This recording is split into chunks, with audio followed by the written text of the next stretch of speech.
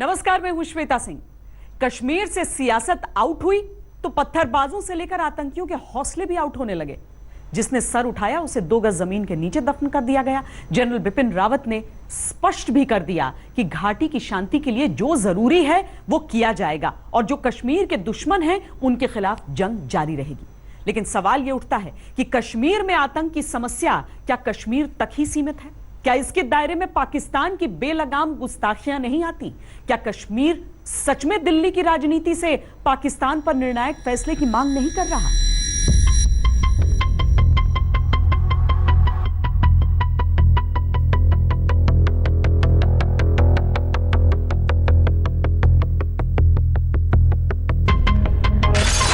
कश्मीर में सियासी हस्तक्षेप का पटाक्षेप हुआ तो सैन्य बलों ने कमान संभाली। तब से कश्मीर कमोबेश शांत है। लेकिन उस पाकिस्तान का क्या जो घाटी की पत्थरबाजी से लेकर बॉर्डर पर सीज फायर के उल्लंघन तक आतंक का असली प्रायोजक है। बॉर्डर पर देश की सरकार के हाथ किसने बांध दिए थे कि पाकिस्तान बेलगाम होता चला गया? विदेश मंत्रालय की इसी महीने की रिपोर्ट बताती है कि 2018 में अभी तक 1000 बार से ज्यादा पाकिस्तान ने सीज फायर का उल्लंघन किया। बॉर्डर पर गांव के गांव खाली कराने पड़े, सैनिक शहीद हुए। फिर पाकिस्तान का सही इलाज अब तक क्यों नहीं किया गया? ये सवाल अब और ज्यादा बेचैनी से जवाब मांग रहे हैं। मतलब दुनिया को क्या हमारा ही ठेका रह गया है कि हम अच्छे बने, हम शांति के प्रयास करें, और साहब जब हम करें ये हमारी पीठ में छुरा घोंपें, ये हमारे नागरिकों को, हमारे सैनिकों का किसी की हत्या कर दें, औरतें बच्चे मारें, ये यहाँ तो साहब ये तो नहीं चलेगा। 30 साल मेरे ख्याल किसी भी देश की बर्दाश्त का मादा, लिमिट ऑफ टॉलरेंस टेस्ट हो गया है। और मैं नहीं समझता, अगर पब्लिक मूड को मैं जरा भी समझता हूँ, वो बड़े फॉरगिविंग मूड में है या वो शांति के यहाँ से होसन्नास गाने के मूड में है। मूड यहाँ भारतवर्ष का है कि हमने काफी सह लिया, अब हमको साहब वापस देना पड़ेगा। Costs and consequences will have to be raised for Pakistan to a level, उस दर्जे तक जहां ये डिटर नहीं होते अपनी कंटिन्यूअस प्रोवोकेशन से, लगातार प्रोवोकेशन से। हमने काफी कुछ किया, लेकिन जो कुछ भी किया पाकिस्तान को उससे ज्यादा चाहिए, वो उनकी फौज कह रही है। मैं एक बात आज तक समझ में नहीं आई मेरी, हमने चीन को 2 क्लब में फौज ने पीछे हटाकर यह एहसास करा दिया दुनिया को कि भारत अब 1962 का भारत नहीं है। Salute to our troops. लेकिन ये क्यों नहीं डरा? पड़ोसी क्यों नहीं डरा? क्यों नहीं डरा पाए हम पड़ोसी को? पाकिस्तान का मूल चरित्र आतंकी था। उसकी फितरत में आतंकवाद रूपी कैंसर फलता फूलता रहता है। देश दुनिया इस बात को अच्छी तरह समझ चुके हैं। फिर क्यों अब तक पाकिस्तान के कैंसर की वो कीमोथेरेपी नहीं की गई जिसके बाद पाकिस्तान या तो बाज आ जाता या अपने अंजाम तक पहुंच जाता, ठीक वैसे जैसे सर्जिकल स्ट्राइक के दौरान पहुंच गया था। 29 सितंबर 2016 को सर्जिकल स्ट्राइक के दौरान आतंकियों के 7 लॉन्च पैड नष्ट किए गए थे और आतंकियों की इतनी लाशें गिरी थी कि ट्रकों पर लाद कर पाकिस्तान को चुपचाप उन्हें ठिकाने लगाना पड़ा। पूरा पाकिस्तान दहल गया था। हिंदुस्तान की सेना ने बता दिया था कि अगर अब नहीं सुधरे तो घर में घुस कर मारेंगे, जब चाहेंगे तब मारेंगे।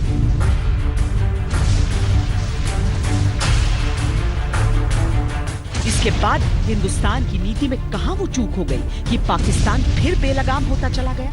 जबकि सच्चाई ये है कि तब सर्जिकल स्ट्राइक का नेतृत्व करने वाले अधिकारी आज भी देश के सामने सीना ठोक कर कहते हैं कि भारत पाकिस्तान को सबक सिखाने के लिए हर वक्त तैयार है। If we want to send another strong response to Pakistan in the future, we can definitely do it. We have the skills, we have the training. Our planning is very good. Our special forces soldiers are outstanding. I think among the best in the world. ये ठीक है कि भारतीय सेना कश्मीर में आतंकवाद के खिलाफ ऑपरेशन ऑल आउट चला रही, आतंकियों को चुन चुन कर मार रही। लेकिन जब मालूम है कि इस आतंकवाद की जड़ें पाकिस्तान में पैबस्त हैं, जब ये भी मालूम है कि घाटी के साथ देश भर में आतंकी नेटवर्क को पाकिस्तान से ही शह मिलती है, तो क्या अब वक्त की मांग ये नहीं कि ऑपरेशन ऑल आउट का दायरा पाकिस्तान की सरहद के उस पार तक बढ़ाया जाए? जब तक पाकिस्तान के साथ आर पार नहीं होगा, तब तक न तो घाटी में अमन आ सकता है, न बॉर्डर पर शांति होगी। 2016 में गृह मंत्री ने कहा था कि 2018 तक भारत पाकिस्तान सीमाओं को सील कर दिया जाएगा। ये वादा कहां तक पहुंचा नहीं मालूम।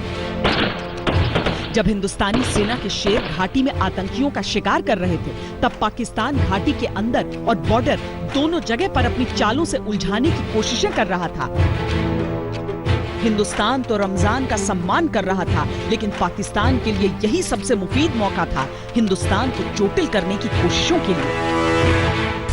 अकेले रमजान के दौरान आतंकी गतिविधियों की वजह से 13 आम नागरिकों की मौत हुई। हालांकि सुरक्षा बलों की जवाबी कार्रवाई में 22 आतंकियों को ढेर किया गया, पर सेना के 4, पुलिस के 5, बीएसएफ के 8 जवान शहीद हुए। 20 ग्रेनेड हमले हुए।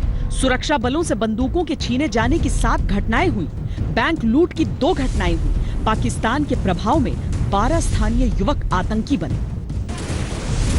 जब गवर्नर रूल लगा और सेना को ऑपरेशन की संपूर्ण स्वतंत्रता मिली, उसके बाद 22 जून को जम्मू कश्मीर आईसिस के प्रमुख दाऊद सोफी समेत 4 आतंकियों को अनंतनाग में मार गिराया गया। तो 24 जून को कुलगाम में लश्कर तैयबा के 2 आतंकी मारे गए। 29 जून की तारीख भी आतंकियों का काल बनकर आई। कुपवाड़ा और पुलवामा में आतंक के अंत की एक और पटकथा लिखी गई।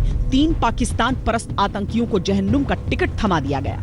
मामा पुलिस फिर आपको एक बार पेशकश करती है कि आप जो है घर से बाहर वेपन फेंक के हाथ कनेक्ट करके घर से बाहर आ जाएं, आपका सरेंडर ले लिया जाएगा।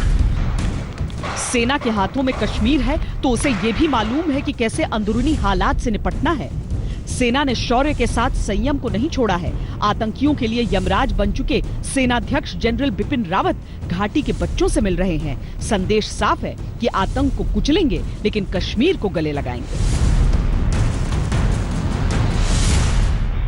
इसका मकसद सिर्फ ये है कि यहाँ के बच्चे, बारामूला और कश्मीर के जो बच्चे हैं, उनको हम ये दर्शाना चाहते हैं कि जब वो कश्मीर के बाहर निकलते हैं तो हालात कितने सुधरे हुए हैं और यही हालात कश्मीर में भी हो सकते हैं अगर वहाँ पे जो कार्रवाई चल रही है, जो दहशतगर्दी चल रही है, उसको अगर बंद कर दिया जाए तो कश्मीर भी दिल्ली जैसा बन जाएगा, बल्कि ये और बेहतर हो जाएगा।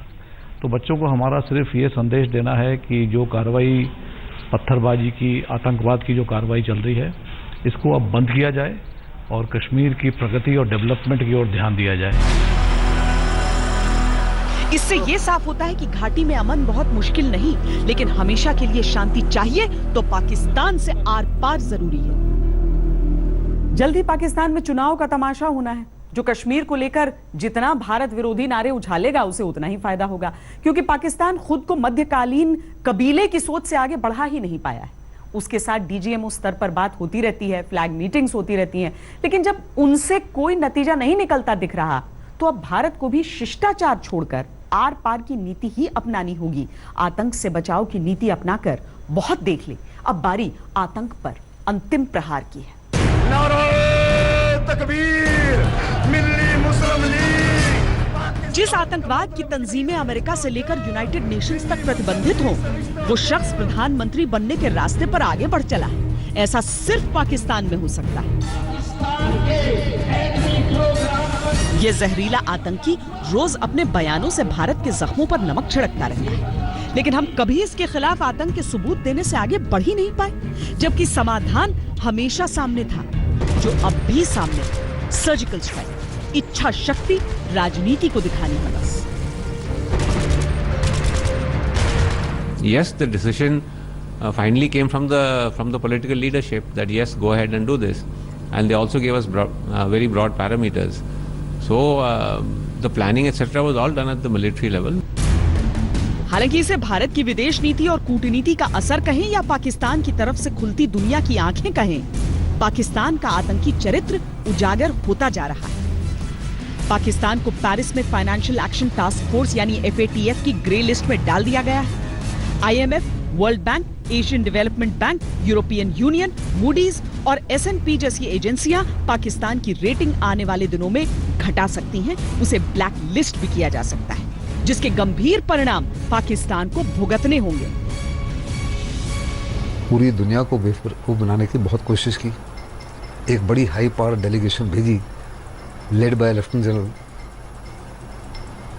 ये सोचते हुए कि वो दुनिया को कन्विक्शन कैरी कर सकेंगे कि पाकिस्तान हर प्रकार की कोशिश कर रहा है टेररिस्ट फंडिंग को रोकने के लिए, मनी लॉन्ड्रिंग को रोकने के लिए, टेररिस्ट ट्रेनिंग कैंप्स को बंद करने के लिए और टेररिस्ट एक्टिविटीज़ को कम करने के लिए। लेकिन जो इंटर गवर्नमेंटल एजेंसी है वो तमाम प्रेजेंटेशन के बाद पाकिस्तान की नहीं सुनी और पाकिस्तान को जो पहले कॉशनरी लिस्ट पे था अभी ग्रे लिस्ट में डाल दिया है 4 साल के बाद। इसके ज़बरदस्त पाकिस्तान के ऊपर इम्प्लीकेशंस हो गए। पाकिस्तान की इकोनॉमिक मुसीबतें बढ़ जाएंगी, पाकिस्तान मिलिट्री के ऊपर भी असर होगा स्पेयर पार्ट्स को obtain करने के लिए। तो इस तरीके का प्रेशर डालना एक बहुत अच्छा है, इंडिया के लिए तो पर्टिकुलरली बहुत बेनिफिशियल है। अगर चाइना इसमें आता है और कोई ऑब्जेक्शन नहीं लगाता है तो ये बहुत बढ़िया रहेगा कि किसी ना किसी तरीके से हम और हमारे पड़ोसी देश चाइना साथ में मिलके पाकिस्तान को कंट्रोल करें, जिससे हमारी आंतरिक सुरक्षा को बहुत बढ़ावा मिलता है। लेकिन दुनिया के प्रतिबंधों से बर्बाद होते पाकिस्तान को देखने का इंतजार भारत नहीं कर सकता।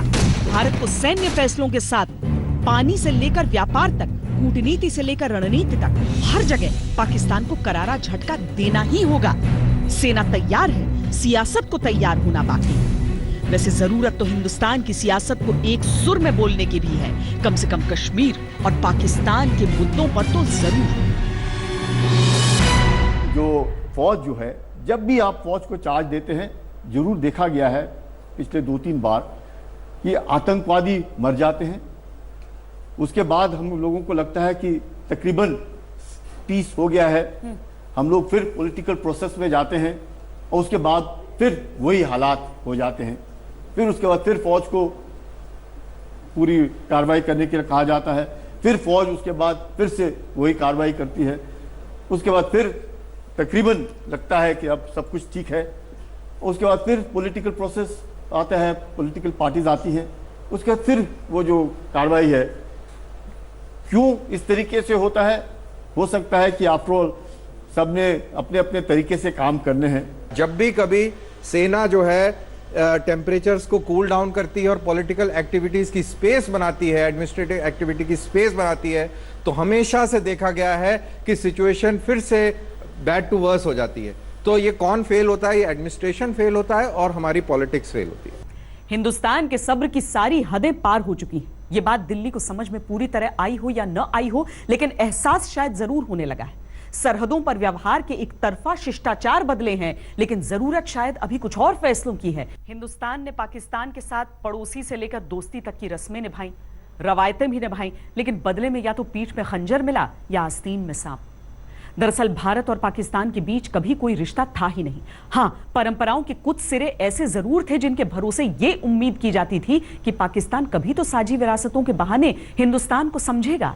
लेकिन जब लग गया कि पाकिस्तान सुधर ही नहीं सकता, तो भारत के लिए भी जरूरी हो गया कि रिश्तों के उन कमजोर धागों को तोड़ना ही बेहतर है।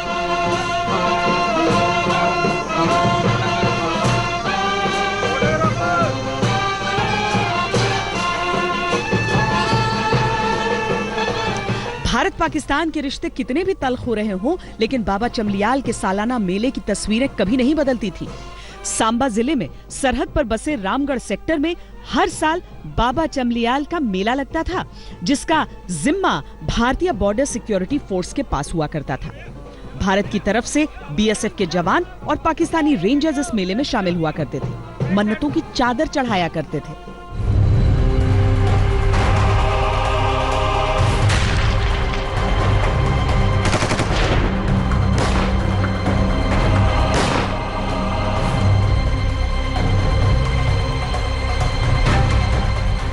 लेकिन फितरत से फरेबी पाकिस्तान ने इस रिश्ते का भी लिहाज नहीं किया। 13 जून को अचानक इस बॉर्डर पर बेवजह फायरिंग शुरू कर दी। हिंदुस्तान के 4 जवान शहीद हो गए। नतीजा ये हुआ कि हिंदुस्तान ने रिश्तों का वो कमजोर सिरा तोड़ दिया और आजादी के बाद पहली बार बाबा चमलियाल के मेले को रद्द कर दिया गया।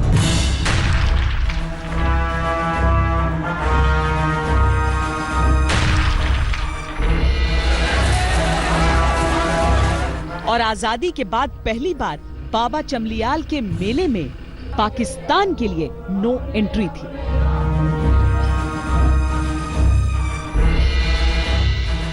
बात सिर्फ एक मेले की नहीं है, बल्कि यह संकेत है भारत की सहनशीलता के खत्म हो जाने की। एक चेतावनी है पाकिस्तान को कि बस अब और नहीं।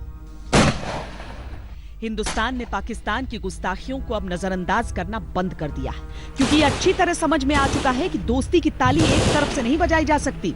लिहाजा यह भी हुआ कि इस बार ईद पर हिंदुस्तान ने पाकिस्तान को बधाई की मिठाइयां नहीं भेजी।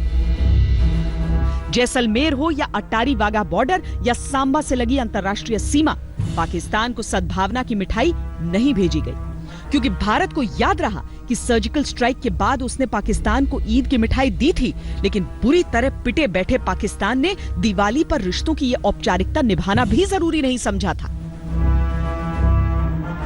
मिठाई की कूटनीति दरअसल सिर्फ एक बहाना था, इस उम्मीद का कि शायद ये किसी तरह से मानने वाले नहीं। हर प्रयास हमने कर लिया। हमारे प्रधानमंत्री जी ने नवाज शरीफ को बुलाया, उसके घर गए, उसकी मां के पांव छुए, उसकी शादियों में शरीक हुए। क्या नहीं ट्राई किया, क्या नहीं ट्राई किया साहब। सीज फायर ट्राई किया, हमें क्या मिला? हर बार हमारी पीठ में छुरा घोंपा गया है। अब हम कितनी बार अपनी पीठ छलनी करवाएंगे साहब? ये बात हिंदुस्तान भी अब शायद समझने लगा है। शायद ये स्पष्ट भी होने लगा है कि पाकिस्तान सिर्फ दुश्मनी करना जानता है और उसे सबक सीखना है तो दोस्ती की जुबान भूलनी होगी। गवर्नर्स रूल लगा तो अचानक से पत्थरों और पत्थरबाजों की खेप न जाने कहां जमींदोज हो गई। क्या वाकई घाटी के हालात बदल रहे हैं? क्या वाकई कश्मीर फिर से जन्नत बनने की राह पर है? गवर्नर्स रूल लगने के बाद से कश्मीर में बहुत कुछ बदला है। आप विश्वास नहीं करेंगे, लेकिन आतंकवादियों तक के सुर बदल गए हैं। पत्थरबाजी की घटनाएं कम नजर आती हैं, सेना के हाथ मजबूत हुए हैं, कश्मीर की फिजा बदलने लगी है। आइए हम आपको दिखाते हैं एक एक करके कि क्या क्या बदल रहा है और क्या सचमुच कश्मीर बदल रहा है। You see, I don't think we need to speak about the human rights record of the Indian Army. It is well known to all of you. It is well known to the people of Kashmir. It is well known to the international community. So I don't think we should get too concerned about this report. Some of these reports are motivated. The human rights record of the Indian Army is absolutely above board. That's all I wish to say.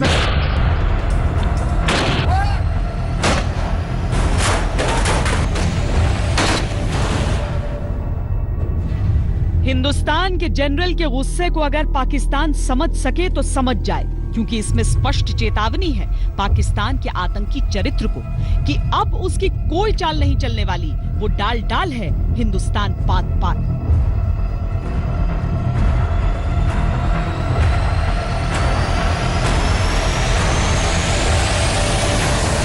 Kashmir में पाकिस्तानी पिट्ठुओं को operation all out के दौरान जब सेना ने मौत के घाट उतारना शुरू किया तो पाकिस्तान का आतंक चरित्र बेचैन हो गया। आईएसआई के मोहरे हाफिज की गीदड़ भभकियों से बात नहीं बनी तो यूएनएचआरसी में अपने सगे वालों की मदद से भारत की कश्मीर नीति को बदनाम करने की कोशिश की, लेकिन बात यहाँ भी नहीं बनी। सारी दुनिया के सामने उसका भद्दा आतंक समर्थक चेहरा सामने आ गया। कश्मीर में मानवाधिकार की दुहाई देकर आतंकियों का समर्थन करने वाले यूएनएचआरसी चीफ की तस्वीर भी दुनिया ने पाकिस्तानी हुर्रियत और आईएसआई के एजेंट्स के साथ देख ली। हिंदुस्तान के जनरल की हुंकार ने घाटी में पाकिस्तान परस्त आतंकियों के हौसले भी पस्त कर दिए। बोले तो हिजबुल के आतंकी का मुंह अपने आप खुल गया। वो अमरनाथ यात्रियों की फिक्र करने लगा। अमरनाथ यात्रा पर हमला करने का हमारा कोई प्लान नहीं है और न हम उन पर हमला करेंगे। वो अपने मजहबी रसूमात को अंजाम देने के लिए यहाँ आते हैं, हमें उनसे कोई लेना देना नहीं है। न कभी घाटी में तेजी से वायरल हो रहे इस ऑडियो मैसेज में आतंकी संगठन हिजबुल मुजाहिदीन के कमांडर रियाज अहमद नाइकू की आवाज है, जिसमें वो कह रहा है कि अमरनाथ के श्रद्धालुओं पर हमला नहीं करेगा, यात्रियों को किसी तरह की सुरक्षा के साथ आने की जरूरत नहीं है। हम आपको बता दें कि यही वो आतंकी है जो राज्यपाल शासन से पहले खुद को जंगे आजादी का मुजाहिद कहते नहीं थकता था। ये वही लोग हैं जो भीड़ की शक्ल में सुरक्षा बलों पर हमले करवाया करते थे। ये वही लोग हैं जो आतंकियों के जनाजे में पाकिस्तान परस्ती के नारे बुलंद किया करते थे। यही वो लोग हैं जो बंदूक के बल पर लोकतंत्र को चुनौती देते हैं। कश्मीर की वादी से क्यों आवाजें आ रही हैं कि पाकिस्तान से टॉक्स करो, पाकिस्तान को शरीक करो, हुर्रियत से बातें करो, जबकि एनआईए ने साफ बता दिया है कि हुर्रियत पाकिस्तान से पैसे खाकर पत्थरबाजी करवा रही है, स्कूल जलवा रही है, बंद पे बंद करा रही है, जिससे आम कश्मीरी की हालत खस्ता हो रही है। टूरिज्म बंद हो रही है। शिकारे वाले, टांगे वाले और जो बेचारा दुकान वाला है उसकी हालत पतली हो रही है। बंदूक का खौफ आतंक के सीने में पैबस्त हुआ तो आतंकवाद समर्पण की मुद्रा में आने लगा। जबकि अमरनाथ यात्रा पर आतंकी हमला तो पिछले साल 7 जुलाई को भी हुआ था, जब बाबा के भक्तों से भरी बस को आतंकियों ने निशाना बनाया था। 6 यात्रियों की जान चली गई। 18 साल पहले भी साल 2000 में अमरनाथ यात्रियों पर आतंकियों ने हमला किया था। 30 यात्रियों ने अपनी जान गंवाई थी। 2001, 2002, 2006 श्रद्धा पर आतंक का साया पड़ता ही रहा था। सेना के बूटों की खटखट घाटी में गूंजने लगी तो आतंकियों को कश्मीरियत भी याद आने लगी और कश्मीरी परंपरा भी। यानी स्पष्ट है ये बोली की नहीं, गोली की भाषा ही समझते हैं। अब तक सियासत ने हीलिंग टच के नाम पर बहुत बरगला लिया। अलगाववादियों से बातचीत के नाम पर कश्मीर ने बहुत धोखे खा लिए। सीज फायर के नाम पर आतंकियों और उनके समर्थकों ने बहुत विश्वासघात कर लिया। लेकिन बस अब और नहीं। अब क्योंकि गठबंधन टूट गया है, गवर्नर्स रूल आ गया है, उम्मीद करते हैं और मुझे पूरी उम्मीद है कि वापस वही हालात, अच्छे वाले जो हालात हैं वो आएंगे, इसमें कोई शक नहीं है। और क्योंकि हम लोगों का अभी तक का एक्सपीरियंस रहा है कि जब भी पॉलिटिकल प्रोसेस जो है, क्योंकि देयर आर सॉफ्ट सेपरेटिस्ट्स, और ये जो गठबंधन था, मैं कहूंगा it was almost like nationalist and soft separatist. ये वो डर है जो आतंकी, उनके आकाओं और इस्लामाबाद, रावलपिंडी, कराची में बैठे हैंडलर्स ने बड़ी शिद्दत से महसूस कर लिया। हाफिज का मुंह बंद है। पाकिस्तान कश्मीर में हालात पर नजर बनाए रखने के बयान से आगे बढ़ ही नहीं रहा। हालांकि अमरनाथ यात्रा 26 अगस्त तक चलेगी और आतंकियों के आश्वासन को ड्रामे से आगे और कुछ नहीं समझा जा रहा।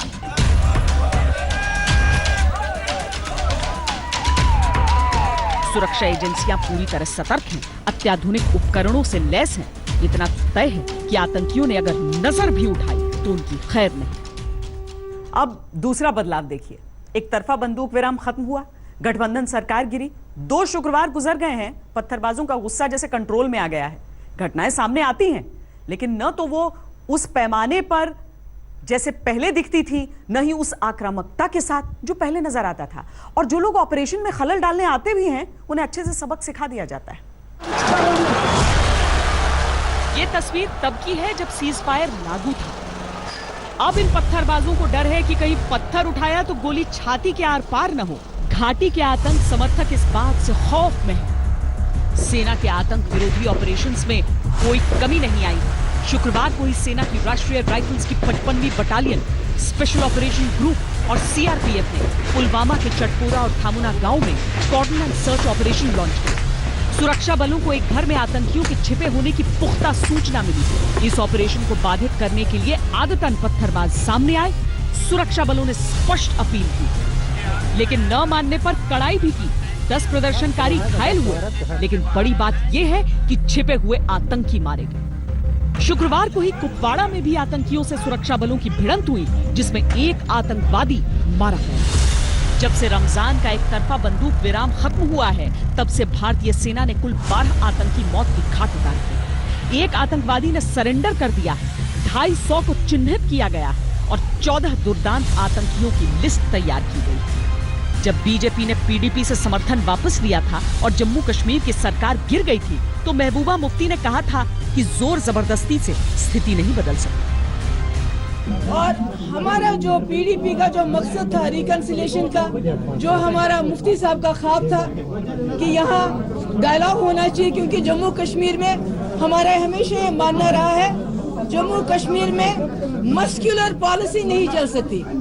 जम्मू कश्मीर में we can't treat Jammu Kashmir as an enemy territory. ये हमारे दुश्मनों की टेरिटरी नहीं है, हमारे जम्मू कश्मीर के लोगों की टेरिटरी है। इसलिए यहाँ मस्कुलर पॉलिसी कामयाब नहीं हो सकती है। लेकिन महबूबा शायद पत्थरबाजों को समझते समझते सेना को समझना छोड़ चुकी थी। सेना एक हाथ से मारती है तो दूसरे हाथ से बचाती भी।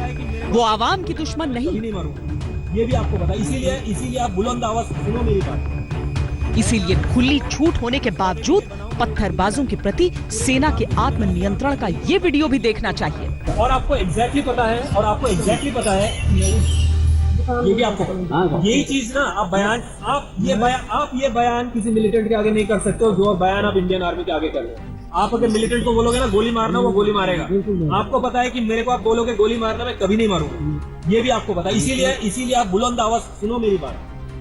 मैं यहाँ पे सीओ कुछ औहदे के लिए बना हूँ, मेरे ऊपर जिम्मेदारी है, पूरे कुलगाम की जिम्मेदारी है, और मैं नहीं चाहूंगा एक भी निर्दोष मारा जाए। कल किला में एक निर्दोष मारा है और आर्मी ने नहीं मारा है उसको, मिलिटेंटों ने मारा है।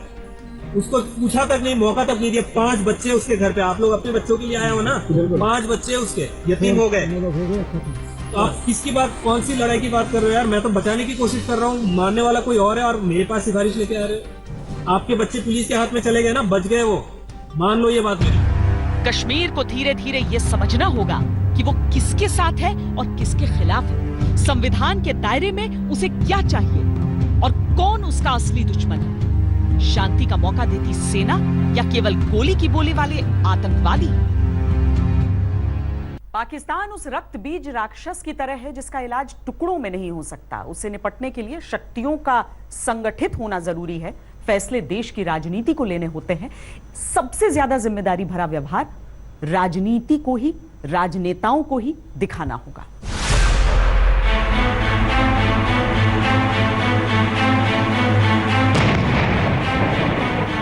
पाकिस्तान से निपटना हिंदुस्तान जैसे मुल्क के लिए बाएं हाथ का खेल। पर आपके मन में सवाल यह होगा कि यह इतना भी आसान होता तो अब तक कर क्यों नहीं लिया गया? तो सुनिए, सेना ने तो बार बार अपने पराक्रम से जीत हासिल की, लेकिन कूटनीति की मेज पर हम सब गंवा दें। देखिए, कश्मीर का मुद्दा दुनिया का सबसे विचित्र और यूनिक मुद्दा है, जहां जैसा पवार साहब ने कहा 70 साल से 65-70 साल से एक ताकतवर देश ये कहता है कि कमजोर और छोटा देश हमें सता रहा है। यह दुनिया का एक ऐसा इकलौता मुद्दा है जहां सन 47 में जीतती हुई फौज ने युद्ध विराम किया था। हमेशा हारती हुई फौज युद्ध विराम की बात करती है। यह दुनिया का इकलौता मुद्दा है जहां बड़ा ताकतवर देश जिसकी फौज लगातार जीत रही थी, वो जाके यूनाइटेड नेशंस में चला गया मामले को अटकाने के लिए, वरना हारता हुआ और छोटा देश जाता है। उसके बाद चलिए 48 गया, 65 में हम जीते थे, फौज तो हमारी जीत गई थी। उसके बाद क्या हुआ? समझौते की टेबल पर हार गए। सन 71 में तो बांग्लादेश तोड़ दिया था, 90,000 पाकिस्तान के सैनिक हमारे कब्जे में थे और फिर भी कश्मीर नहीं निकल पाया। दिक्कत यह है कि ताजा सियासी परिस्थितियों में भी बहुत कुछ बदला नहीं है। सबसे बढ़कर यह कि कोई स्पष्ट पाकिस्तान पॉलिसी नहीं। कभी दोस्ती कभी दुश्मनी के बीच रिश्ते बद से बदतर होते गए, न सख्ती चली न नरमी।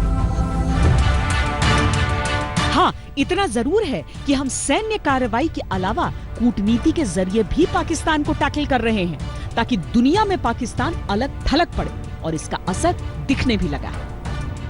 पर पाकिस्तान से निपटने के लिए जो सबसे जरूरी चीज है वो ये कि इस मुद्दे पर पूरे देश की आवाज एक होनी चाहिए। जिस तरह से सर्जिकल स्ट्राइक के बाद सबूत मांगे गए या पाकिस्तान में जाकर भारत के नेताओं ने अंदरूनी राजनीति पर चर्चा की, ये निंदनीय है। अभी क्या करने की जरूरत है इंडिया पाकिस्तान को ताकि ये इम्पैसे खत्म? पहले तो मोदी को निकालो, पूरे मोदी को नहीं तो बात आगे बढ़ने वाली नहीं है। और जब भी बात तो आगे बढ़ती है, लेकिन आप ISI से कह रहे हैं, किससे कह रहे हैं कि मोदी को निकालो? आपने निकाला है? नहीं, मेरा ये कहना है कि हमें 4 साल और इंतजार करना होगा। ये सब बड़े ऑप्टिमिस्टिक हैं कि मोदी साहब के रहते हुए हम आगे बढ़ सकते हैं, मुझको नहीं लगता है। जब तक हिंदुस्तान की आवाज एक नहीं होगी, पाकिस्तान का परमानेंट इलाज संभव नहीं। और अगर हम एक हो गए तो पाकिस्तान क्या, दुनिया के सर्वशक्तिशाली देश भी हमारे सामने नहीं टिक सकते। कई दफा होता है ऐसा, जब लगता है कि देश में जो परिस्थितियां हैं वो सही हैं, उस समय अगर 2 कदम पीछे ना हटा जाए तो फिर तस्वीर बदल सकती है। यह ऐसा ही एक मौका है। अभी के लिए इतना ही। देश और दुनिया की बाकी खबरों के लिए देखते रहिए आज तक।